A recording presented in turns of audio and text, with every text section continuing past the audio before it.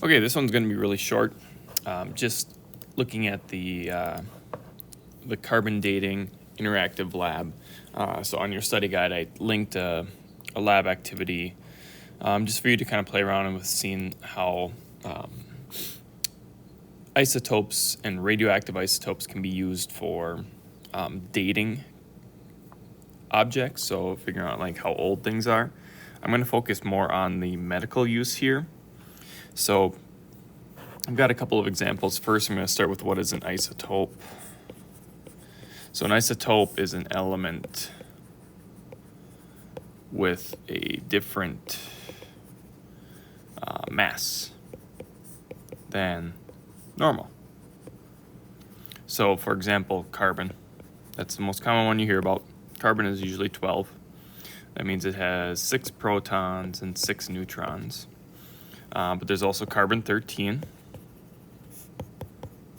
which still has 6 protons but now has 7 neutrons. And there's carbon-14. 6 protons, 6p and 8 neutrons. There's also some carbon-11. 6 protons, 5 neutrons. So these ones here in the red box are unstable.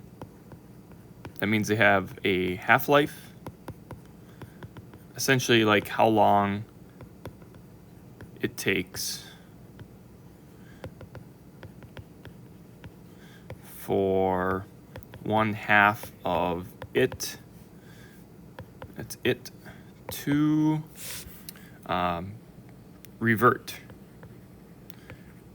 And what that means is these things will change back into a different element, something that is stable. A lot of times with carbon, that reverts to nitrogen, but not in all the cases. We're not going to get into the mechanics of that so much, just understanding that these isotopes are generally unstable. They have a half-life. Carbon-12 doesn't really. Nothing that's measurable anyway. That's a very stable form. And that's why most of it is in that form. And if you look at the periodic table, like the mass of it is usually right around that value. So when we look at elements, that's one of the things that we are think of these isotopes as being something we just use for like carbon dating and stuff, but that's not true considering. So a couple of uses of this. Carbon, obviously you guys have probably heard of carbon dating and how that works, so I'll just start there briefly. Carbon dating has a half-life of 5,700 years approximately. So what that means is if you have 100 atoms of this C13, in 5,700 years, you would have 50 atoms of C13, and you would have 50 atoms of nitrogen, because it reverts back to nitrogen. Because we can't get rid of the atoms, we can't destroy them or anything, but they get changed. And then in another 5,700 years, then we get 25 of the C13, and we have 75 of the nitrogen. And so we could keep going back further and further. This dating method can go back roughly, realistically at maximum 60,000 years. But it, when it gets that far away, it gets hard to actually be more precise. So sort of the more recent something dies, the easier it is for us to estimate that, because the further back it goes, the more variability it could have. It's kind of like a coin flip. So each of these atoms during their lifetime could flip to this nitrogen, become stable, or they could stay. And that's sort of the thing, like if you flipped 100 coins, do you always get 50 and 50?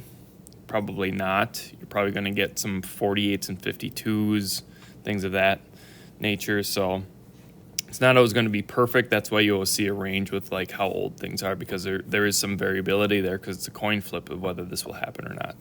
So medical uses here. Let's get to that. The case really, because that's the part that I really want to focus on mostly.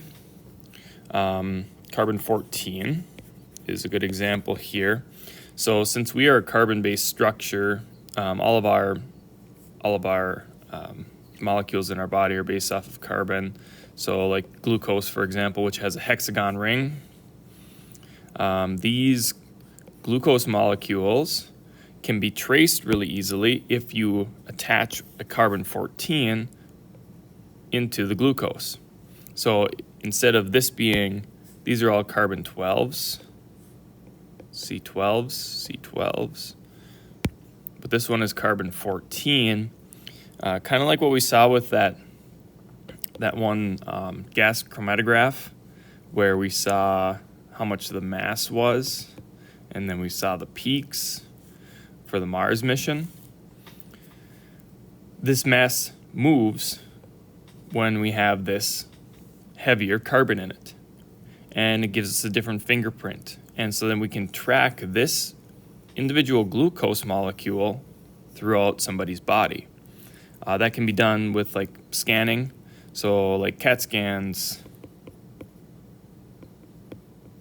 MRI scans, things like that are, they're pretty expensive, but they're not really hard to do.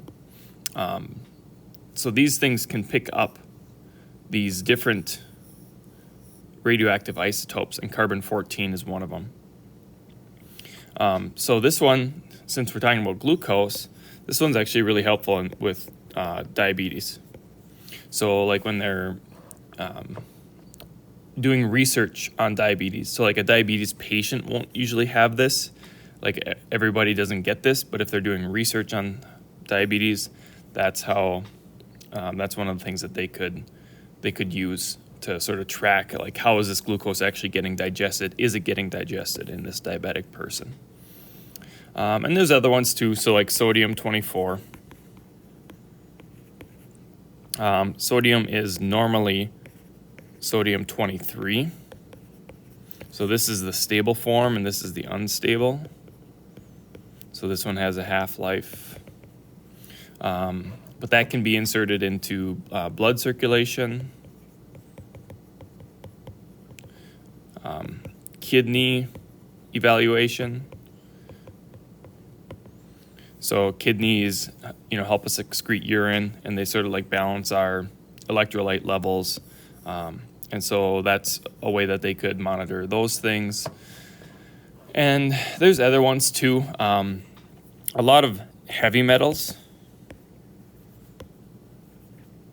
So a lot of heavy metals can show up on X-rays or MRI scans again.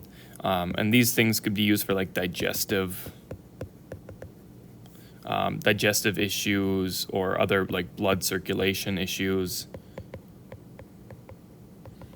So, oftentimes the most practical application of this is in the medical field and treating some of these diseases with it. So we'll leave it right there.